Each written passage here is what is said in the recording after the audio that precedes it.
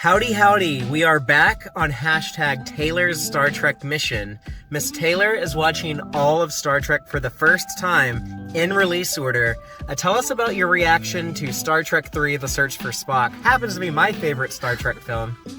I actually really liked Wrath of Khan better, but I did I did like Search for Spock. I thought it was fun. I loved Christopher Lloyd as the Klingon villain. You just saw him in Back to the Future for the first time. That's the first time you ever saw Back to the Future. Yeah, so I saw Christopher Lloyd as the Klingon first, which is probably different from how most people experience Christopher Lloyd.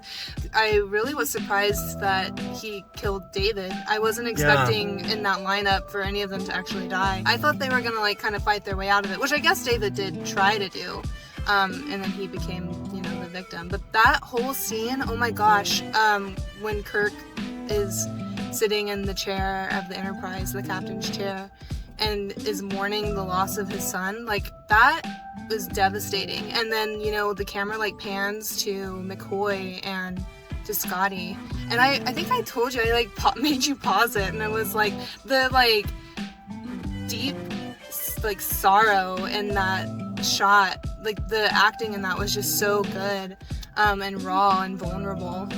It made me cry, and even when we rewatched it, I think it always makes me very emotional. The death of the Enterprise. Yeah. And that was something that we saw in the original series, but we didn't see it explode. Right. The self-destruct sequence, they kind of returned to let that be your last battlefield for the same type of command code entrance sequence thing. Right, exactly. You get a TOS style dust up, fisticuffs. Yeah. And he's like, let Spock go. And he's like, no, because you want it, or whatever. Because you wish it. Yeah.